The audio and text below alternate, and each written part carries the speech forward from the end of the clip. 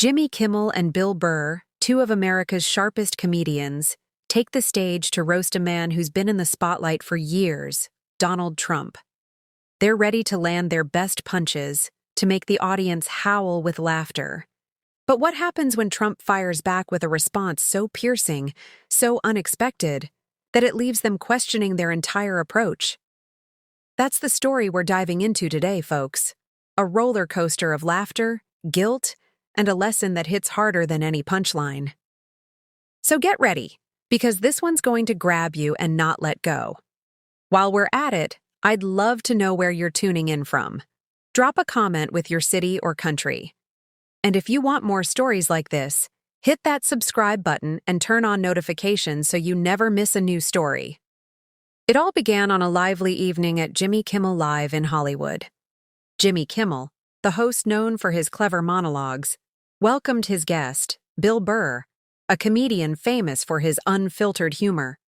The audience was buzzing, ready for a night of laughs. Jimmy kicked things off with a grin, saying to the crowd, "We've got a great show for you tonight, folks.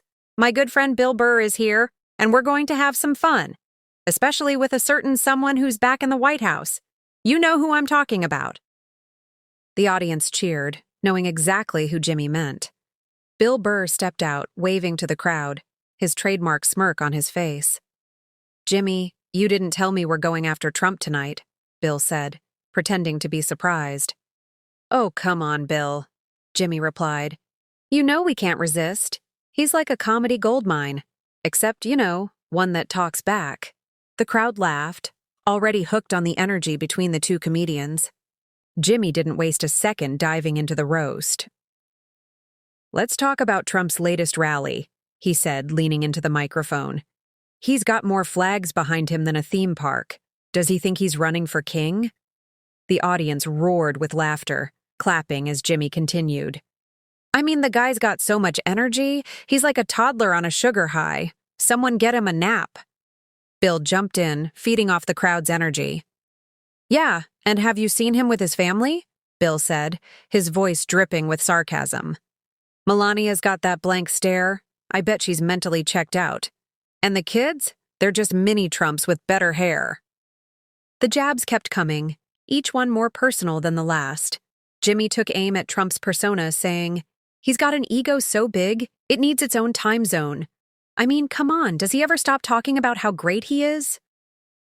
The audience was in stitches, loving every second of the roast. Bill added, "And the way he points at everyone when he talks? I bet he'd argue with his own shadow if it talked back." The laughter filled the studio, and the segment ended with the crowd on their feet, applauding the comedian's sharp wit. Little did Jimmy and Bill know, their words were about to set off a chain of events that would change everything. The clip of their roast went viral overnight, spreading across social media like wildfire. People on X were sharing it, commenting with laughing emojis, and tagging their friends. But not everyone was laughing. A few days later, a reporter caught up with Donald Trump at a public event in Florida. The reporter, holding a microphone, asked the question everyone was waiting to hear. "Mr. President, what do you think about Jimmy Kimmel and Bill Burr roasting you on Jimmy Kimmel Live? They went after you, your wife, and your kids. How do you respond?" Trump adjusted his tie and looked directly at the reporter. His tone was sharp, but there was a composure to it that made everyone listen. "Jimmy and Bill, they're nothing but Democrat puppets," Trump said, his voice steady. "I've known it from the start. They went after me, Melania, my kids, getting personal just to please the Democrats pulling their strings. The Democrats are trying to bring me down for their own personal reasons. They don't like me, so they'll go to any depths, even if it damages America. They oppose everything I do just to let me down. And these comedians are their tools, feeding into an audience that loves mocking people for no reason. They targeted my family because that's what the Democrats want, to hit me where it hurts. But I see through it, and so do my supporters. They should know better." The reporter stood there, stunned by Trump's response. It wasn't the fiery comeback people might have expected. It was pointed, direct, and carried a weight that lingered in the air. The clip of Trump's statement spread just as quickly as the roast had, igniting debates online. Some called Trump's words a fair critique, while others dismissed it as him playing the victim. But one thing was clear. His accusation had struck a nerve, and it was about to reach Jimmy and Bill in a way they couldn't ignore. A week later, the next Jimmy Kimmel Live episode aired, and Jimmy invited Bill Burr back to the show, knowing they had to address Trump's response. The audience settled into their seats, curious about what the comedians would say. Jimmy started the segment with a playful tone, saying, "So, Bill, you've probably heard. Our pal Donald Trump had some thoughts about our roast last week. Let's take a look at what he said." The screen behind them played the clip of Trump's statement, his words echoing through the studio. "Jimmy and Bill, they're nothing but Democrat puppets. They targeted my family because that's what the Democrats want. They'll go to any depths, even if it damages America." When the clip ended, Jimmy forced a smirk, trying to keep the mood light. "Democrat puppets? Come on, Don. We're just having fun," he said, looking at the audience for support. Bill chuckled, adding, "Yeah, if I'm a puppet, I'm a pretty bad one. I'd be fired by now." The audience laughed, but there was something different about it this time. The laughter was hesitant, less enthusiastic than before. Jimmy's smile faltered for a split second, and Bill's laugh sounded forced. They could feel it. The weight of Trump's words, the accusation that they were tools in a larger political game, that they were contributing to something that might be hurting the country. But they ignored the signal. Instead, they doubled down, determined to keep the comedy rolling. Jimmy leaned into the microphone and said, "Let's talk about Trump's latest tweet. Does he ever sleep?" Bill jumped in, saying, "Probably not. Melania's probably hiding the phone under her pillow." The jabs continued, but the audience's response was lackluster. The laughter was sparse, and some people in the crowd shifted uncomfortably in their seats. Jimmy noticed it, his eyes darting to the audience, sensing the disconnect. Bill glanced at Jimmy, raising an eyebrow as if to say, "What's going on here?" Realizing the audience wasn't as engaged, Jimmy quickly pivoted. "All right, let's switch gears," he said, forcing a smile. "Bill, tell us about your new comedy special." Bill, relieved to move on, dove into a story about his latest tour. "So I'm on the road, right? And this guy in the front row, he's heckling me the whole time," Bill said, launching into a funny anecdote. The audience perked up, laughing more naturally at Bill's story.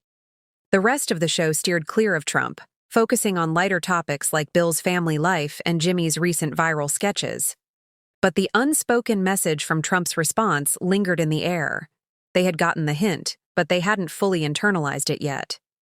After the show ended and the audience filed out of the studio, Jimmy and Bill lingered backstage.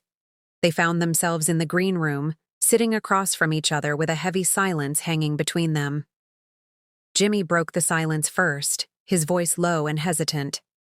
"Bill, what Trump said about us being Democrat puppets, pleasing them, targeting his family, it's been eating at me," he admitted, his usual confidence nowhere to be found. Bill stared at his hands, nodding slowly. "Yeah, me too," he said quietly. "I laughed it off out there, but deep down, it hit me hard. I mean, are we really just tools for the Democrats to take him down? And the way he said they're damaging America for personal reasons, I never thought about it like that." Jimmy ran a hand through his hair, looking troubled. "I felt insulted when he called us puppets, but what if he's right?" he said, his voice barely above a whisper. "We went after Melania, his kids. It wasn't just him. We got personal, and for what? To make the audience laugh? To make the Democrats happy? I didn't sign up to hurt America." Bill's voice was quieter than usual, a stark contrast to his usual brash demeanor. "I've always prided myself on being real," he said, "but maybe we've been played. The Democrats oppose everything he does just to let him down, and we're out here helping them, mocking him for no reason other than it gets a laugh. It feels wrong." They sat in silence for a moment, the weight of their actions sinking in. Jimmy finally spoke, his tone resolute. "I don't think I can do this again," he said. "Not like this. It's not who I want to be." Bill nodded, his expression grim. "Same," he said. "I felt dirty out there today. We crossed a line, and I don't want to be someone's puppet." Internally, they both resolved not to target Trump or his family again. Trump's accusation had cut deep, making them question their roles as comedians and the impact of their words. But because of their public personas, they kept this realization private. They couldn't let the audience or the public see their guilt. They had to maintain their confident, carefree facades. Weeks passed, and the experience stayed with Jimmy and Bill. They couldn't shake the feeling that they had done something wrong, that they had been complicit in a larger agenda they hadn't fully understood. On a later episode of Jimmy Kimmel Live, Jimmy took to the stage with a different energy. Bill wasn't there that night, but Jimmy had been reflecting on their conversation nonstop. He opened the show with a monologue that felt different from his usual fare. "I want to tell you all a story tonight," Jimmy said to the audience, his tone more serious than usual. "It's about a community that came together to support a local charity. They raised money, they volunteered, they made a difference, and it reminded me how powerful it can be when we lift each other up." The audience applauded, sensing a shift in Jimmy's approach. He continued, his voice steady. "I was talking to Bill Burr the other day," he said, "and we both agreed. Sometimes comedy should lift people up, not tear them down." The crowd clapped again, some nodding in agreement. Behind the scenes, Jimmy and Bill had made a quiet commitment to each other. They set a new rule for themselves. No more personal, politically charged roasts that targeted families or served as tools for any political agenda. From now on, they would focus their humor on broader, less divisive topics, jokes that could unite rather than divide. Jimmy and Bill had learned a hard lesson through Trump's pointed accusation. They realized that their words had consequences, that they had been feeding into a cycle of mockery that might have contributed to a larger, more harmful political game. They didn't want to be puppets, not for the Democrats, not for anyone. They wanted their comedy to be a force for good, not a weapon in someone else's fight. And so, they changed. They didn't announce it to the world. They didn't need to. But those who watched closely could see the difference in their work, in the way they carried themselves, in the stories they chose to tell. And that brings us to the message of this story, folks. The message is this: comedy is a powerful tool. It can entertain, it can inspire, it can bring people together, but it can also hurt, divide, and fuel agendas that do more harm than good. Comedians, like all of us, have a responsibility to use their platforms wisely, to avoid humor that tears others down for the sake of a cheap laugh or a political point. Jimmy Kimmel and Bill Burr learned this the hard way, but they came out the other side better for it. They chose to lift people up with their comedy, and in doing so, they reminded us all that laughter should never come at the expense of someone else's pain or a nation's unity. That's the end of our story, everyone. What did you think of Jimmy and Bill's journey? Did they make the right choice in the end? Let me know in the comments. I'd love to hear your thoughts. And if you enjoyed this story, don't forget to subscribe and turn on notifications so you can catch more stories like this one.